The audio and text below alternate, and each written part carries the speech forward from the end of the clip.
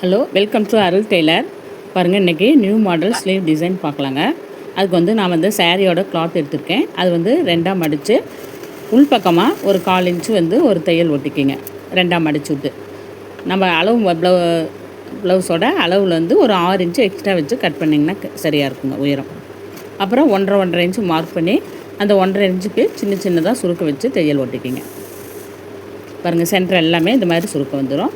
அதுக்கு நான் இன்றைக்கி ஒயிட் கலர் பாசி வச்சு தைக்கிறேன். நீங்கள் என்ன கலர் வேணுமோ அந்த கலர் பாசி வாங்கி இது மாதிரி ரெடி பண்ணிக்கோங்க. சூப்பராக இருக்கும். ஒரு சுருக்கத்துக்கும் ஒரு மணி வச்சு ஊசி நூல் போட்டு தைச்சி எடுத்துக்கலாங்க.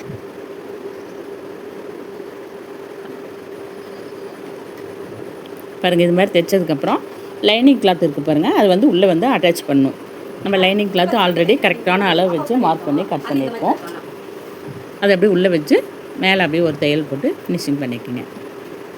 நான் மேல் துணி கொஞ்சம் எக்ஸ்ட்ரா தான் கட் பண்ணியிருக்கேன். நீங்கள் அளவு துணியோட ஒரு 6 இன்ச்சு எக்ஸ்ட்ரா வச்சு உயரம் மட்டும் கட் பண்ணிங்கன்னா கரெக்டாக இருக்குங்க.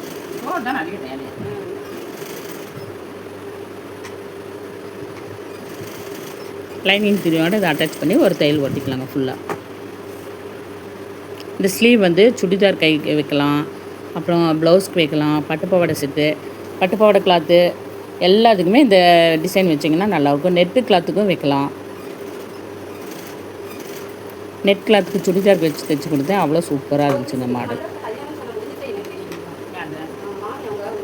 சென்டர் சுருக்க வர்றதுனால நல்லா கை நல்லா புஷுன்னு சூப்பராக இருக்கும்.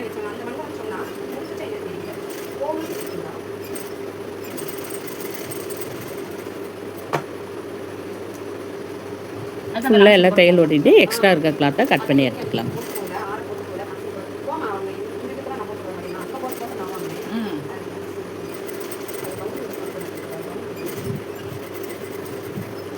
சென்டர் நம்ம சுருக்க வச்சதுனால சைடில் மேலே எல்லாமே அந்த துணி அப்படி சுருக்க வருங்க. அப்போ தைக்கும்போது நல்லா சூப்பராக இருக்கும் டிசைன்.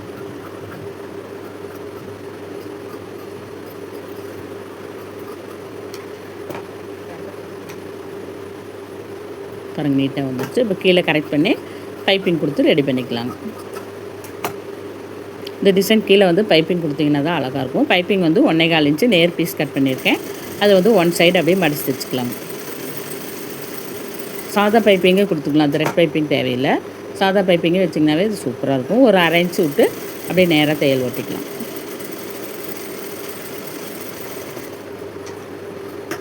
இப்போ அந்த உள்ள துணி எல்லாமே உள்ளே மடிச்சு விட்டு ரவுண்ட் பண்ணி அப்படியே பைப்பிங் வச்சோம்னா நல்லா பைப்பிங்கு நல்லா திக்காக இருக்கும், நீட்டாக இருக்கும்.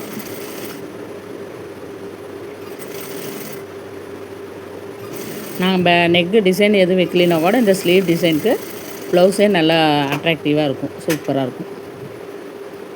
பாருங்கள், இப்படி போகும்போது சென்டர் அந்த பாசி மணி வரனால அழகாக இருக்கும்.